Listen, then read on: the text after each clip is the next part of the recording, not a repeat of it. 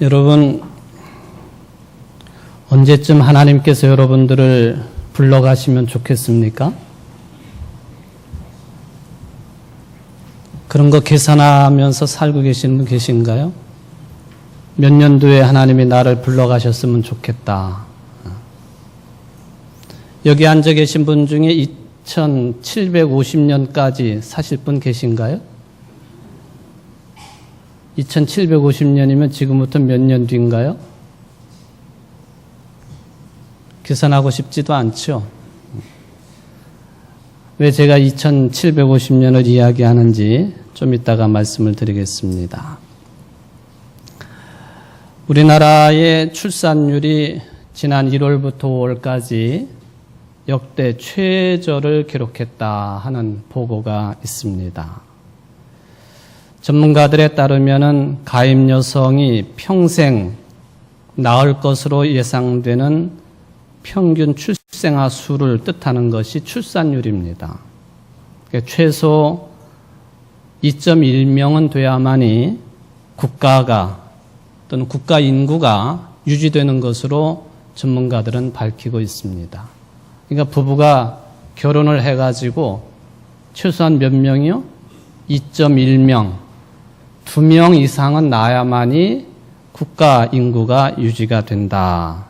그런데 우리나라는 이미 80년대 초에 출산율이 이에 미치지 못했습니다. 2001년도부터는 줄곧 초저출산 국가로 분류가 되어 있는 나라가 우리나라입니다. 초저출산 국가라 하면 출산율이 1.3명 이하일 때 분류가 되는 그런 기준이 되겠습니다.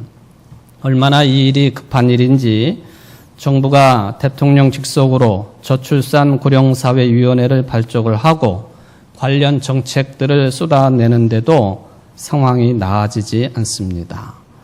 최근에 통계청이 발표한 1월부터 5월까지 누적 출생아 수가 18만 2,300명입니다. 5월달까지니까 1년 통계를 잡으면 어느 정도 수치가 나오겠지요. 이것은 2000년 이후의 최저치라고 알려져 있습니다.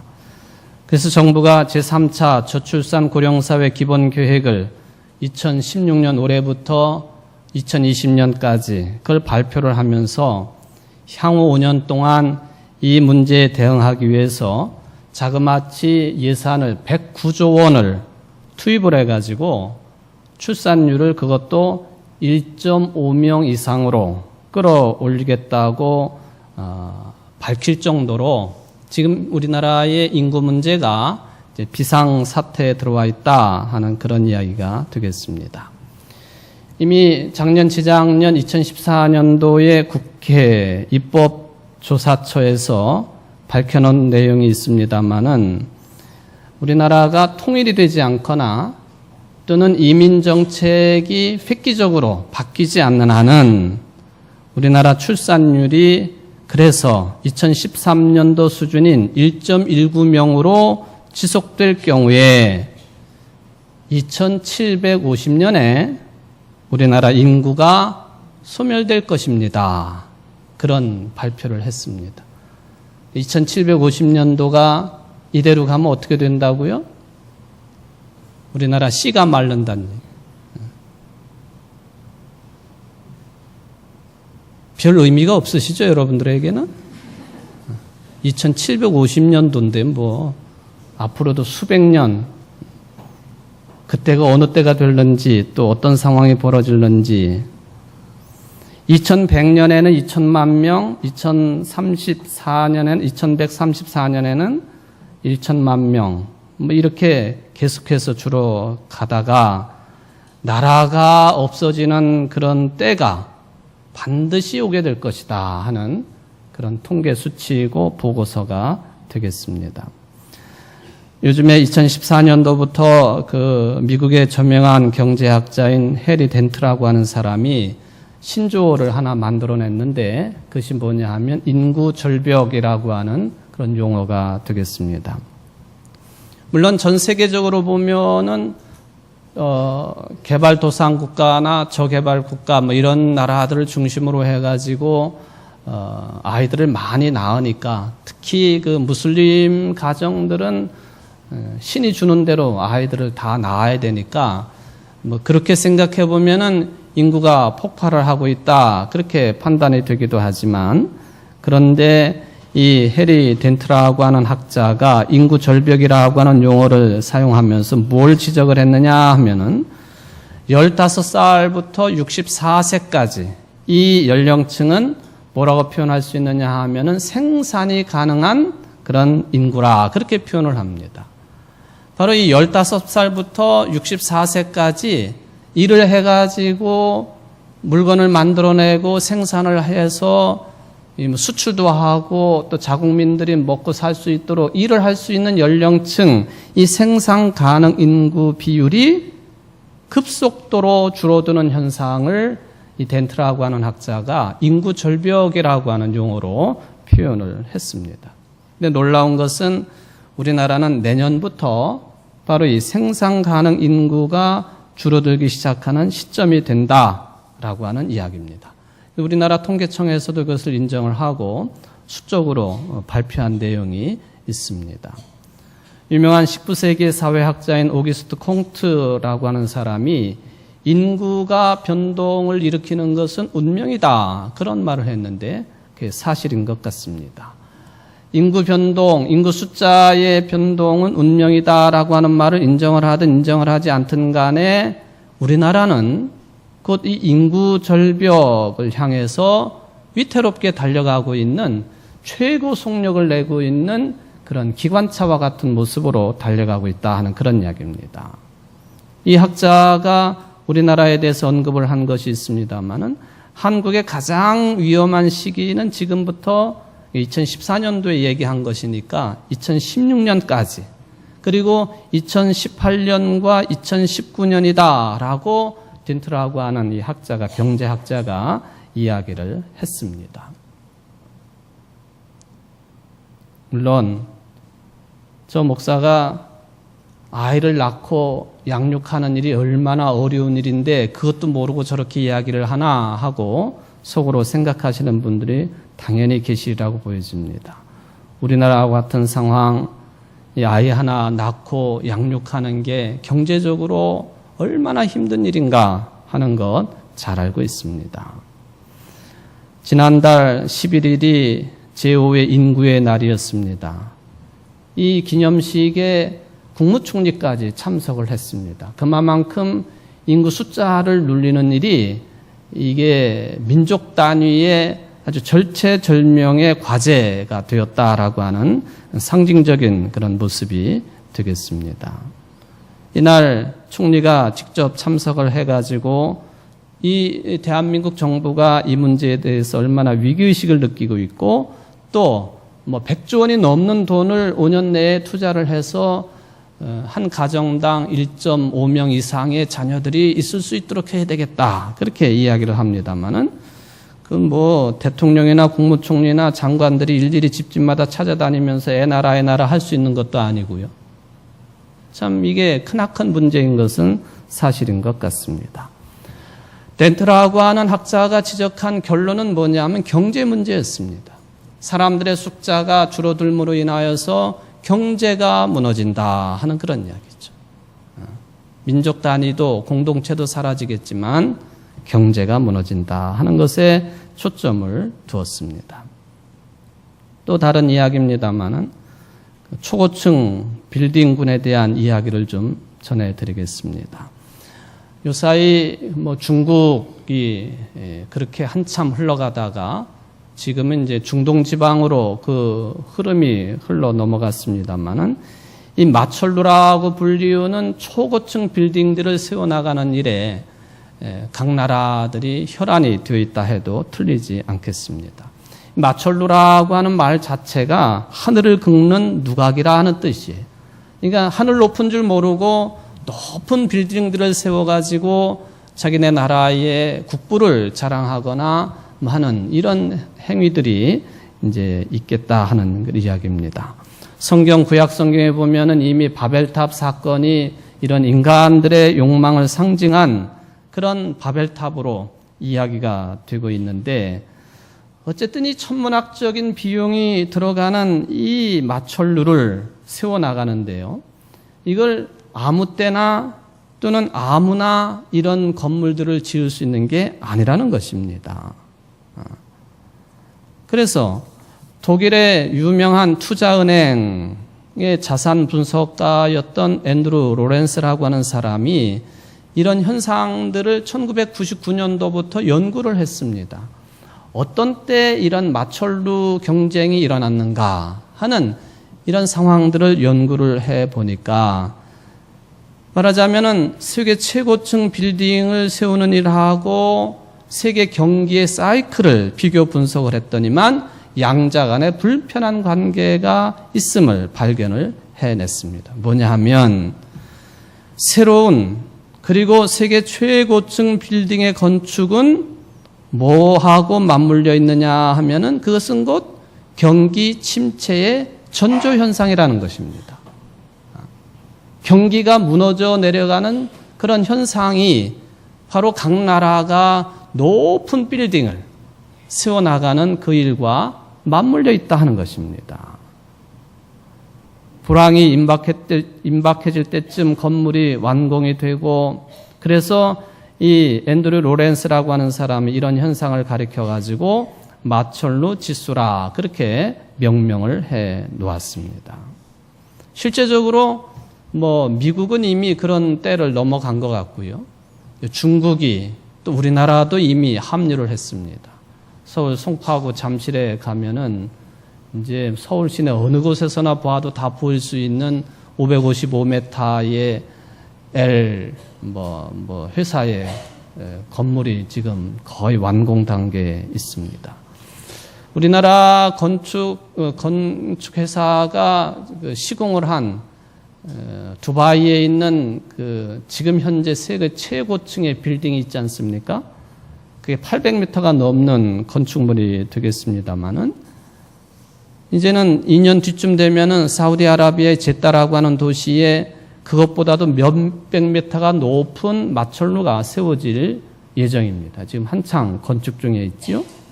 168층입니다. 높이가 1km가 넘어요. 1007m. 상상이나 되겠습니까? 1km나 되는 높이의 빌딩이 하늘 높은 줄 모르고 솟아오르는 그런 때라고 하는 이야기죠. 학자들이 또 이런 것을 지수를 연구하는 사람들이 이렇게 지나치게 비싸고 비정상적으로 높은 빌딩을 건축하는 것은 그 나라의 금융자원이 비합리적으로 사용되고 있다는 것을 나타내는 신호라고 지적을 합니다. 결국은 거품 경기를 만들고 이 거품은 어느 한순간 터지게 돼 있다 하는 그런 지적이 되겠죠. 이것도 경제 문제이고 그렇습니다. 세상 사람들은 이런저런 이유를 들어가지고, 예를 들면 인구가 감소해서 한 나라가 없어질 수 있다. 우리나라는 2750년으로 되어 있습니다만, 또는 초고층 빌딩을 건축을 하는 것이 경기 침체와 맞물려 있다. 이런 것들이 다 거품이 터질 때가 있고 또 나라가 없어질 때가 있고, 그렇게 전문가들이 판단을 하는 기준이 되겠습니다. 그런데 여기에 다른 생각을 가지고 있는 한 민족이 있습니다. 바로 이스라엘 유다 민족입니다. 오늘 본문이 그런 배경을 보여주고 있습니다. 예수님께서 예루살렘에 가시면 성전은 꼭 방문을 하셨는데, 어느 날 성전을 방문하고 나오실 때 제자 한 사람이 예수님에게 그렇게 이야기를 했습니다. 선생님, 보시기를 바랍니다. 이 돌들이 어떠하며 이 건물들이 어떠하니까? 아마 이 질문을 했던 제자는 당시의 지중해연안의 가장 아름다운 건축물이요, 또 헤롯이 유대인들의 환심을 사기 위해서 주전 20년경부터 짓기 시작했던 솔로몬 왕 때에 지어진 성전, 그 다음 성전입니다. 솔로몬 왕 때 지은 성전은 바벨론에 의해서 멸망이 되었고, 두 번째 수룹바벨에 의해서 2차 성전 재건이 있었고, 그리고 헤롯 시절에 세 번째 성전이 주전 20년경부터 시작이 된 서기 70년경에 로마의 티투스 장군에 의해서 완전히 파괴가 된 그 성전, 그때 이야기입니다. 예수님이 그 성전을 방문하고 나오실 때에 얼마나 대단합니까? 하고 제자가 물어봤습니다. 예수님의 답변은 예상 의외의 답변이었습니다. 내가 이 큰 건물을 보느냐? 돌 하나도 돌 위에 남지 않고 다 무너뜨려지리라. 이 짧은 대화를 마치고 성전을 마주 가까이서 볼 수 있는 아주 적은 골짜기를 건너서 감람산에 제자들과 예수님이 거기에 들어가게 되었습니다. 궁금하니까 제자들이 또 묻습니다. 돌 위에 돌 하나 남지 아니하고 무너지는 그 날이 언제 일어나겠습니까? 또 그런 때에 일어날 수 있는 징조는 또 무엇입니까? 왜 이런 질문을 했느냐 하면은 유대인들이 생각할 때에는 무슨 마천루를 세우면 경기가 침체되어지고 또 인구가 줄어들면 나라 자체가 없어지고 하는 그런 개념이 아니라 예루살렘에 있는 전 세계의 중심이라고 여겨지고 있는 하나님의 집, 하나님이 좌정에 계시는 이 보좌인 예루살렘의 성전이 무너져 내리면 그때가 세상 끝이다라는 생각을 유대인들은 하고 있었습니다. 그때가 되면 성전은 무너지지만 최후의 심판이 이루어지고 그리고 하나님의 나라가 도래할 것이라고 하는 그런 믿음의 의식을 가지고 있었던 사람들이 유대인들이었어요. 그랬기 때문에 제자들이 예수님에게 그런 질문을 한 겁니다. 언제 그런 일이 있겠습니까? 또 그런 일이 있기 전에 징조는 또 무엇입니까?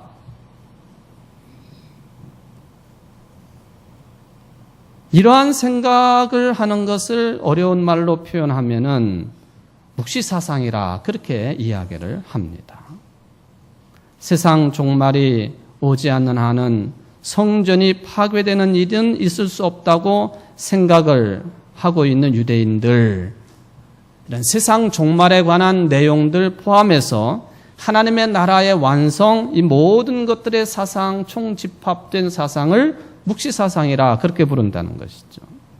그런데 이런 생각은 어느 때부터 시작이 되었는가를 살펴보면은 주전 587년경에 남쪽 유다가 바벨론 제국에 의해서 멸망을 당할 때부터 예루살렘이 함락이 되어지고 성전이 파괴될 때부터 시작이 됩니다. 예루살렘 전체가 초토화됐습니다. 성전도 파괴됐습니다. 많은 사람들이 죽었습니다. 귀족들, 왕족들 다 포로로 끌려갔습니다. 이 경험을 하고 유대인들이 기존에 가지고 있었던 모든 세계관, 역사관, 가치관, 인생관, 신앙관 이런 것들이 바뀌기 시작을 했습니다. 하나님께 대한 신앙도 흔들릴 정도였으니까 세계관이나 역사관이나 인생관, 가치관 바뀌는 것은 당연한 것이지요. 어떻게 하나님을 믿는 이스라엘이 우상 딴지를 섬기는 바벨론에 의해서 질 수가 있겠느냐? 하나님의 능력이 바벨론의 신인 그런 여러 잡다한 신들보다 능력이 떨어진다는 말이냐? 도저히 그런 것들을 받아들일 수가 없었습니다. 이런 과정 속에서 질문을 하고 답을 찾는 과정에서 묵시사상이 싹을 트기 시작을 합니다. 묵시사상의 중요한 통찰 두 가지가 있습니다. 그건 뭐냐면은 비록 우리가 살다가 죽음을 맞이하겠지만 육체의 죽음으로 모든 것이 끝나는 것이 아니다라는 생각입니다. 죽음 뒤에 저 세상이 우리를 기다리고 있다라는 것이 묵시사상을 통한 굉장히 중요한 하나의 통찰력이 되겠습니다. 그 이전까지는 세상을 그저 재밌게 살고 즐겁게 살고 행복하게 살면 그게 최선이다 생각을 했는데 바벨론의 참혹한 상황을 경험하고 나서는 무지한 사람들의 억울한 죽음이 보상받아야 되지 않겠느냐. 저 세상에서 보상받을 수 있겠다라는 그런 생각의 신앙관으로 자리를 잡게 되었습니다. 두 번째 통찰력입니다. 우리가 살고 있는 이 세상은 악이 지배하는 세상 아니냐? 선보다도 악이 지배하는 이 세상이지만 결국에는 악이 횡행하고 있는 그런 세상은 망할 것이라고 하는 통찰력입니다. 사람의 힘으로는 어떻게 해볼 방법이 없지만 구세주가 오셔서 메시아가 오시면 기존의 질서가 해체가 되고 악이 제거가 될 것이고 하나님께서 직접 통치하시는 하나님의 나라가 완성될 것이다. 이게 묵시사상의 중요한 두 번째 통찰력이 되겠습니다. 이런 생각들은 현대를 살아가고 있는 여러분들에게는 좀 이상하게 보일 수도 있겠습니다만은, 그런데 잘 파악해 보면은 실제적으로는 세상을 또 인류의 역사를 돌아가는 모습을 아주 정확하게 꿰뚫어 본 통찰력이라고 판단을 하게 됩니다. 우리가 사는 세상 얼마나 험난하고 어지럽고 복잡합니까? 우리나라는 더 말할 것도 없고 유럽의 나라 가운데 작년부터 프랑스가 굉장한 테러 문제로 어려움을 겪고 있습니다. 얼마 전에도 유명한 해양 휴양 도시인 니스에서 트럭을 몰고 미친 사람처럼 80명이 넘는 사람들을 죽게 만든 그런 사태라든지, 이런 문제뿐만 아니라 자연재해 문제, 또 무슨 우주에 관한 문제, 이런 문제들을 우리가 생각을 해보면은 이게 앞으로 우리가 정말 태양처럼 여기고 있는 저 태양마저도 45억 년 후에는 태양이 죽을 것이고 거기에 따라서 지구도 마찬가지로 존재 자체가 사라질 것이다. 이거는 부인할 수 없는 현실입니다. 2750년이나 45억 년 후의 일이나 지금 나하고는 별 상관없는 일일 수도 있겠습니다만은, 그러나 이러한 깨달음 속에는 굉장한 통찰력이 들어있다라고 하는 그런 이야기가 되겠습니다. 누구도 이 엄정한 사실을 외면할 수 없다는 것이죠. 만약에 이런 현실을 외면하고 산다고 하는 것, 또 이러한 미래가 올 것이라고 하는 것을 외면하고 산다고 하는 것은 삶의 가장 깊은 토대를 부인하고 사는 거나 똑같습니다. 인간이 아니라는 이야기고, 역사의식이 없다는 이야기고, 신앙의식이 없다는 그런 이야기가 되겠습니다. 더군다나 하나님께서 세상을 창조하셨고 또한 새 하늘과 새 땅을 만들어 주신다고 하는 이 믿음을 가지고 있는 우리 기독교인들에게는 이러한 깊은 인식이 얼마나 중요한 측면이 되겠는가 하는 것을 생각을 해봐야 되겠습니다. 돌 하나도 돌 위에 남지 않겠다고 하는 이 선언, 이것은 공동체에게만 해당되는 것이 아니라 여러분 한 사람 한 사람의 실존적인 삶에서도 분명하게 일어나고 있습니다. 헤롯이 만든 성전이라고 하지만 여러분들의 몸을 한번 성전이라고 생각해 보십시오. 사도 바울은 이미 고린도 교인들에게 보낸 편지 가운데에서 여러분들의 몸이 하나님이 거하시는 거룩한 전입니다. 그러니까 함부로 굴리지 마십시오. 함부로 살지 마십시오. 그런 편지를 고린도 교인들에게 하지 않았습니까?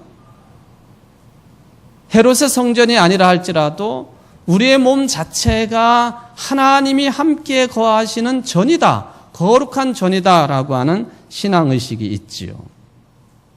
그런데 하나님이 거하시는 전이라 할지라도 우리의 몸이 무너질 날이 있고 병들 날이 있고 늙게 되어 있고 결국에는 육신의 죽음을 맞이하게 되어 있다 하는 것이 통찰력이지요. 언제까지나 하염없이 살 수 있겠는가? 제약받지 아니하고 우리가 생존할 수 있겠는가? 그건 아니라고 하는 것입니다. 바로 예수님이 말씀하신 것처럼 돌 위에 돌 하나 얹혀지지 않은 그런 상태로 될 때가 올 것이다. 때가 되면 육체의 죽음이라고 하는 파국을 맞게 된다고 하는 그런 말씀입니다. 그런데도 현대인들은 이것을 외면하려고 애를 씁니다. 외면하려고 그러죠. 성전 파괴에 대한 주님의 말씀을 듣고 언제 이런 일이 있겠습니까? 한 제자들의 질문, 즉 하나님의 나라가 언제 오겠습니까? 라는 그런 질문에 대해서 예수님이 말씀하십니다. 그런 대파국이 온다 할지라도 그것이 곧 세상의 마지막은 아니다 하셨습니다. 주님이 말씀하시기를 많은 사람이 내 이름으로 와서 이르되 내가 그러하여 많은 사람을 미혹하리라. 난리와 난리의 소문을 들을 때 두려워하지 말라. 이런 일이 있어야 하되 아직 끝은 아니니라. 민족이 민족을 나라가 나라를 대적하여 일어나겠고 곳곳에 지진이 있으며 기근이 있으리니 이는 재난의 시작이니라. 사내들인에 잡혀가고 재판을 받고 매질을 당할 것이고 형제나 가족들에게 배신을 당할 것이라고 말씀을 하셨고 예수를 믿는다고 하는 그 이유 때문에 미움을 받을 것이라고 예수님이 말씀을 하셨습니다. 예수님이 언급하셨던 이런 일들이 현실적으로 서기 70년 이후에 로마와 유대 전쟁이 끝난 뒤에 사실대로 이루어졌습니다. 극심한 박해를 받았습니다. 예수님은 그것을 평가하시기를 하나님의 나라가 도래하기 전에 일어날 파국의 역사라고 오늘 본문에서 이미 이야기를 하셨습니다. 세상의 위기를 말씀하신 것이라고 볼 수가 있겠죠. 우리는 이러한 말씀을 들으면서 초기 기독교인들이 예수님의 말씀을 기억하면서 어떠한 태도를 가지고 살았겠는가? 오늘 주신 예수님의 말씀이 그 단초를 제공한다고 생각을 합니다. 고난당할 것이다. 어려움을 겪을 것이다. 환난을 당할 것이다. 이 말씀을 하시고는 이런 말씀을 덧붙여 주셨습니다. 끝까지 견디는 자는 구원을 받으리라. 무슨 고생 끝에 낙이 오겠다라고 하는 덕담 차원의 말씀이 아닙니다. 여기 끝까지 견디는 자는 구원을 받으리라. 끝까지 견디는 자 생명을 얻으리라. 참고 견디면 생명을 얻을 것이다 라는 공동번역이든 새번역이든 개역개정판 성경이든 비슷한 말씀을 주고 계십니다마는 이 말씀에 우리 그리스도인들의 참된 실존이 담겨져 있습니다. 고수를 하거나 지킨다고 하는 견딘다라고 하는 말입니다마는 예수님께서는 예수를 그리스도로 믿는 신앙을 지키는 것에 대한 언급을 하셨다고 판단이 되어집니다. 예수를 그리스도로 신앙 고백하며 살아가는 그 신앙, 이거를 고수하거나 지켜야 되겠는데 언제까지나 끝까지 해야 된다는 거예요. 끝까지. 중도에 포기하지 말고 실망하지 말고 낙심하지 말고 상황이 어떻게 흘러가든지 간에 끝까지 예수의 신앙을 지키는 것이 중요하다 하는 그 말씀입니다. 교회가 곧 주님의 몸이니 주님 자체이니 교회 생활을 끝까지 지켜나가는 것, 이거 중요한 것임을 언급했다고도 저는 해석을 해봅니다. 우리 그리스도인들의 신앙이라고 하는 것은 한순간의 열광적인 경험에 머무는 것이 아닙니다. 고난이 온다 할지라도 이 고난의 삶을 실존적으로 끝까지 버텨내는 것, 그런 자들에게 구원이 있다. 그런 자들에게 생명이 있다. 예수님의 말씀입니다. 오늘 2016년 평화통일주일입니다. 해방과 자유를 주신 하나님 앞에 감사하고 기뻐하는 그런 주일이지요. 감사하는 축제입니다. 즐거운 날입니다. 그런데 유대인들이 통찰력을 가졌던 것처럼 우리는 한편 이 두려운 마음을 가지고 이 몸도 우리의 공동체도 이 민족도 2750년을 이야기하지 않는다 할지라도 이게 다 무슨 의미가 있겠는가? 결국에는 하나님의 나라에 흡수가 되어서 통일이 되어서 다 사라지거나 체질이 녹아지거나 해야 될 것들이라고 하는 인식이 우리에게는 마땅히 있어야 된다고 하는 지적이 되겠습니다. 성전 파괴에 대한 말씀을 듣고 제자들은 그것이 바로 하나님의 나라의 도래를 가리키는 것으로 받아들였습니다. 기쁜 마음으로 어느 때 그러겠습니까? 하고 이야기를 했습니다마는 이 과정은 우리에게도 똑같이 걸어야만 되는 그런 과정이 되겠습니다. 하나님의 나라가 가까이 왔다고 하는 예수님의 말씀이 우리의 최대의 관심사지요. 하나님의 나라는 곧 생명의 완성이니까 당연한 일입니다. 그런데 우리의 현실 세상에서는 하나님의 나라가 보이지 않으니 참 답답한 일입니다. 돈과 하나님을 겸하여 섬기지 말라 했더니만 돈을 선택하고 하나님을 버리는 세상입니다. 권력과 자리와 하나님의 지위를 같이 섬기지 말라 했더니만 하나님을 버리고 다른 것을 취하는 세상이니 답답하다는 것입니다.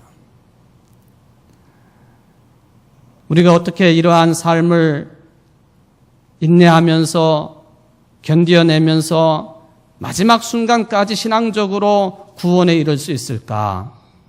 오늘 예수님이 간단하지만은 참고 견뎌라, 그러면 생명을 얻으리라 말씀을 하십니다.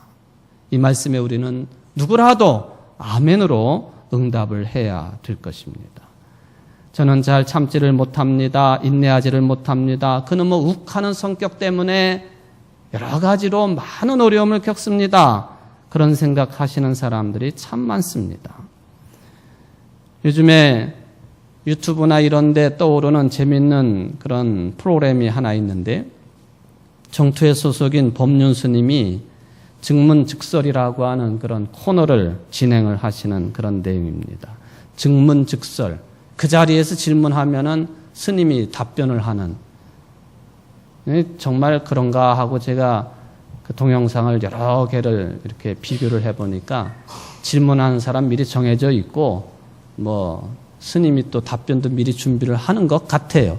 그럼에도 불구하고 질문 답변을 하다가 보면 전혀 예상하지 못했던 상황이 벌어지는 장면도 목격을 합니다. 법륜 스님이 어떤 여자분과 대화를 하다가 말문이 막히니까 어휴 강적을 만났다고 그럴 정도로 어색한 장면도 비춰지기도 합니다. 어떤 사람이 그런 질문을 했습니다. 제 성질이 너무 욱하는 성격이고 급한 성격입니다. 이걸 고치며 살고 싶습니다. 지혜를 주십시오. 그랬더니 법륜 스님이 뭐라고 그랬느냐면 그냥 있는 대로 사시오. 그 성질 그대로 가지고 사십시오. 그 성질 그대로 가지고 살았다고 해가지고 남편하고 이혼을 했습니까? 어쨌습니까? 그냥 그대로 사십시오. 그래도 이 질문자가 계속 끈질기게 고칠 수 있도록 지혜를 달라고 요청을 합니다. 그랬더니 법륜 스님이 뭐라고 그랬느냐면 저기 이거 파는 데 가가지고 이거 하나 사다가 좀 사용을 좀 해보라고. 그게 뭐냐 하면은 전기 충격기예요. 전기 충격기. 그 전기 충격기를 사다가 사람들 앞에서 욱하는 성격이 나오면 얼른 네 몸을 지지라고. 그 서너 번만 하면은 그냥 그것처럼 강한 약이 없을 것이라고. 욱하면은 팍 찢어가지고 금방 그냥 나가 떨어지고 또 욱하면은 팍 찢어가지고 서너 번만 해보십시오.